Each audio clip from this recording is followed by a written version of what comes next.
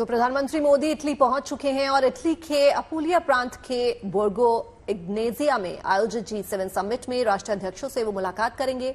Italy की PM Giorgia Meloni के निमंत्रण पर इस समिट में शामिल होने के लिए पीएम इटली पहुंचे हैं। सबसे तेज गति से बढ़ती अर्थव्यवस्था होने के चलते भारत की अहमियत दुनिया समझने लगी है, इसलिए हर मंच पर भारत को लाने की कोशिश की जा रही है। देखिए खास रिपोर्ट।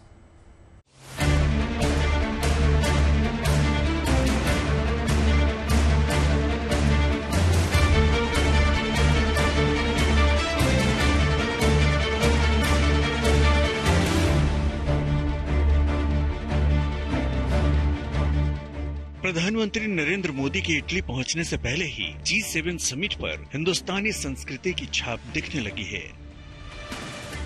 हालांकि भारत G7 में मेहमान देश के तौर पर शामिल हो रहा है, लेकिन इटली के प्रधानमंत्री जॉर्जिया मेलोनी ने जर्मन चांसलर ओलाफ स्कोल्ज और यूरोपियन यूनियन की अध्यक्ष उर्सुला वान डेर लेन का स्वागत नमस्ते से कर हिंदुस्तान के महत्व को लेकर अपनी मंशा साफ कर दी है।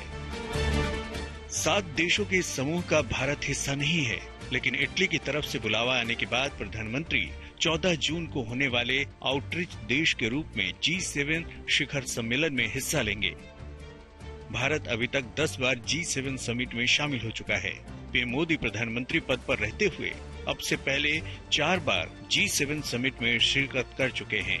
इस बार भी उन्हें आमंत्रित किया गया है और इसके साथ ही वे लगातार 5 बार समिट में शामिल होने वाले नेता बन जाएंगे।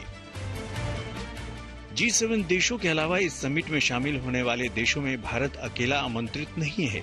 भारत के अलावा तुर्की के राष्ट्रपति रेसेप तैयब एर्दोगन, सऊदी अरब के क्राउन प्रिंस मोहम्मद बिन सलमान, संयुक्त अरब अमीरात के राष्ट्रपति शेख मोहम्मद बिन जायद अल नाहयान, ब्राजील के राष्ट्रपति लुइज इनासियो लूला दा सिल्वा और अर्जेंटीना के राष्ट्रपति भी G7 समिट में हिस्सा ले रहे हैं।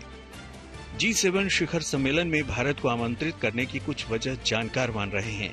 पहली ये कि जिस तरह से भारत ने G20 की अध्यक्षता की और कई विवादास्पद मुद्दों पर सदस्य देशों के साथ सहमति बनाने में शानदार भूमिका निभाई, उससे भारत की छवि बेहतर हुई है और भारत ग्लोबल साउथ का एक मजबूत आवाज बन चुका है। दूसरी वजह भारत की तेजी से बढ़ती अर्थव्यवस्था को माना जा रहा है, जबकि तीसरी वजह भारत अब बड़ी अर्थव्यवस्था वाले देशों में शामिल हो गया है। वर्तमान में भारत G7 के 4 देशों कनाडा, फ्रांस, इटली और इंग्लैंड से भी बड़ी अर्थव्यवस्था बन गया है। इटली में लैंड करते ही पीएम मोदी सबसे पहले इटली की प्रधानमंत्री जॉर्जिया मेलोनी से द्विपक्षीय बातचीत करेंगे। मेलोनी के अलावा पीएम मोदी फ्रांस के राष्ट्रपति, ब्रिटेन के प्रधानमंत्री, जापान के पीएम, जर्मनी के चांसलर के साथ द्विपक्षीय वार्ता करेंगे। पीएम मोदी अमेरिका के राष्ट्रपति बाइडेन से भी मुलाकात कर सकते हैं।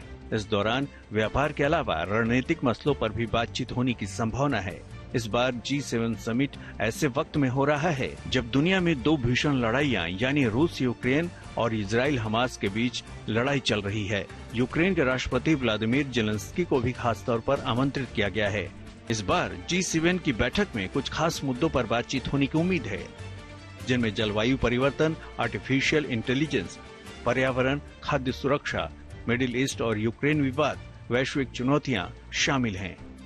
G7 शिखर सम्मेलन की रात को सांस्कृतिक कार्यक्रम के बाद इटली के पीएम मेलोनी डिनर होस्ट करेंगी।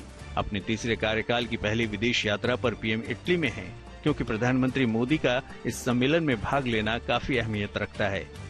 मेलोनी ने भी पीएम मोदी को इस सम्मेलन में आने के लिए तभी न्योता भेज दिया था जब देश में लोकसभा का चुनाव चल रहा था। इटली की प्रधानमंत्री जॉर्जिया मेलोनी और पीएम मोदी की कूटनीतिक केमिस्ट्री पूरी दुनिया ने देखी है। ऐसे में G7 की बैठक के लिए भारत को खास न्योता देकर उन्होंने दुनिया को एक बार फिर भारत की ताकत का एहसास कराया है।